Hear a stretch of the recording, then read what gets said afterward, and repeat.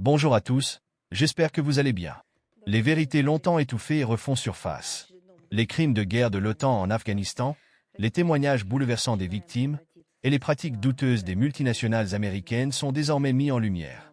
Dans un monde où la domination occidentale semblait incontestée, la Russie de Vladimir Poutine joue un rôle clé en dévoilant les rouages de cette colonisation moderne.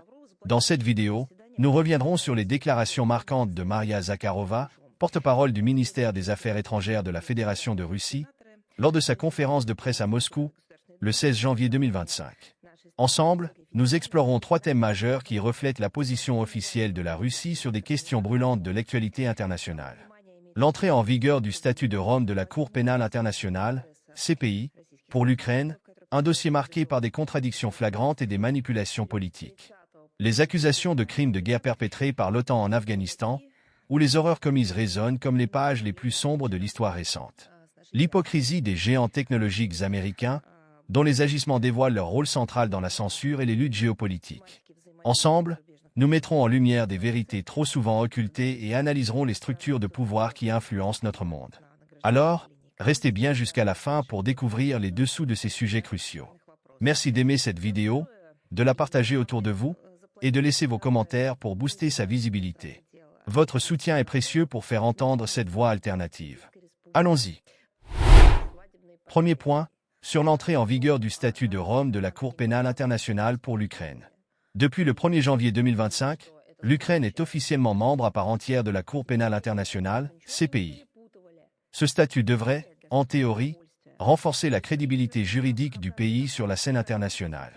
Cependant, derrière les annonces triomphalistes du régime de Kiev se cachent des contradictions troublantes. Maria Zakharova a exposé ces incohérences avec force. L'Ukraine a ratifié le statut de Rome tout en déposant une déclaration limitant pendant 7 ans la juridiction de la CPI sur les crimes de guerre commis par ses propres citoyens.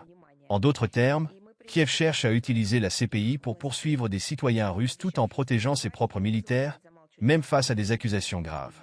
Elle a souligné l'absurdité d'un pays où les lois changent de manière chaotique, parfois plusieurs fois par jour, et où les citoyens eux-mêmes ignorent les règles sous lesquelles ils vivent, prétendant néanmoins jouer un rôle majeur au sein de la CPI. Maria Zakharova n'a pas manqué de rappeler que des preuves accablantes existent contre les forces armées ukrainiennes et leurs commanditaires occidentaux, notamment pour des crimes commis contre des civils et des journalistes, y compris occidentaux. La Russie considère cette démarche comme une tentative flagrante du régime ukrainien de se soustraire à la justice internationale tout en poursuivant une politique de persécution politisée contre des citoyens russes. Maria Zakharova a conclu avec fermeté. Les criminels de guerre ukrainiens ne pourront pas échapper à leurs responsabilités. La justice les rattrapera, tôt ou tard. Après avoir exploré les contradictions autour du statut de Rome et de la CPI, penchons-nous sur un autre sujet tout aussi poignant, les crimes de guerre commis par l'OTAN en Afghanistan. Cette tragédie humaine, encore trop méconnue, continue de révéler des vérités glaçantes sur les pratiques des forces occidentales. 2. Les crimes de guerre de l'OTAN en Afghanistan. Entre 2001 et 2021, des atrocités inqualifiables ont été perpétrées contre des civils afghans sous l'occupation de l'OTAN. Maria Zakharova, s'appuyant sur des témoignages récents, a dénoncé des exécutions extrajudiciaires menées par des forces spéciales, notamment celles du Special Air Service, SAS, britannique.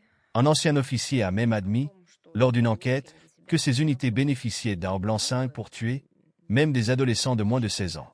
Zakharova a comparé ces actes aux horreurs observées dans d'autres interventions occidentales, affirmant qu'ils visaient non seulement à terroriser les populations locales, mais aussi à satisfaire les pulsions brutales de certains soldats. Elle a évoqué des bombardements délibérés contre des infrastructures civiles, des mariages et même des funérailles, souvent justifiés par la lutte contre des insurgés. Ces attaques, qualifiées de volontaires, rappellent les pratiques des États-Unis et de leurs alliés en Irak et en Libye.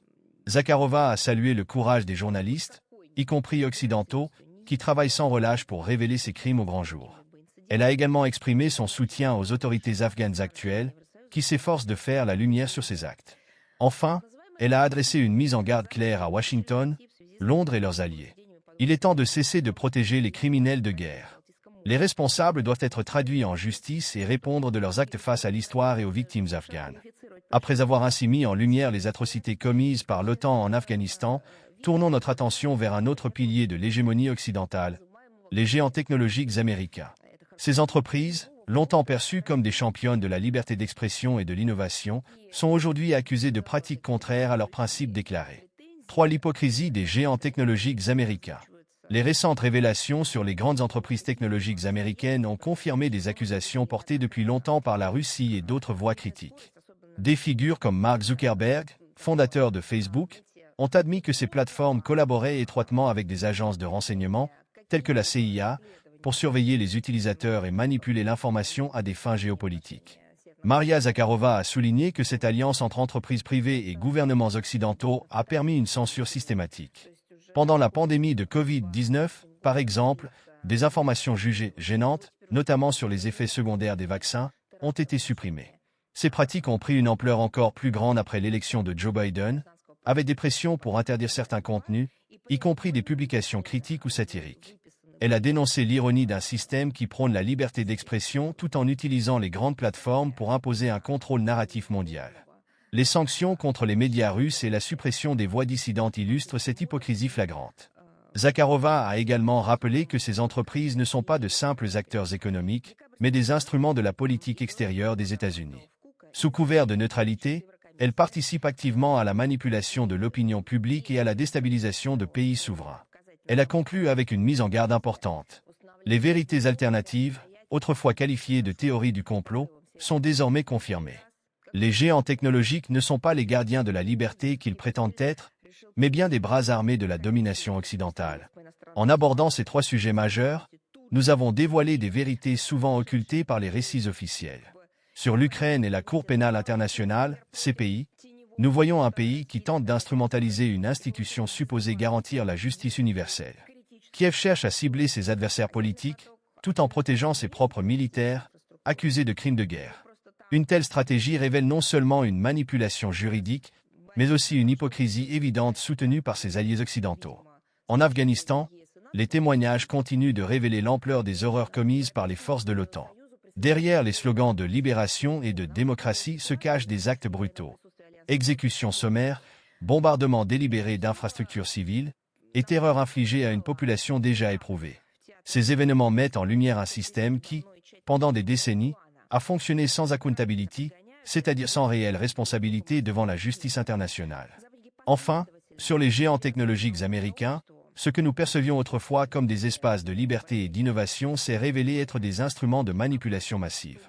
En collaborant avec des agences de renseignement et en censurant les voix critiques, ces entreprises ont non seulement trahi leurs principes fondateurs, mais aussi contribué à façonner une réalité conforme aux intérêts des élites.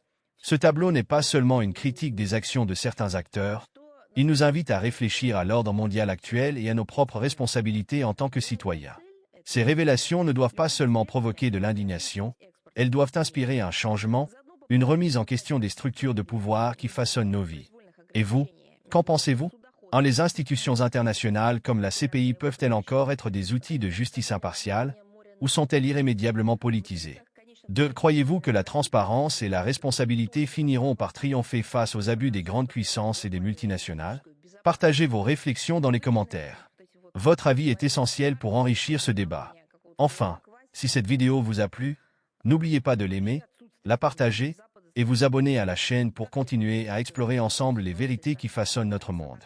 Votre soutien est précieux pour faire entendre ces voix et ces analyses. Merci et à très bientôt.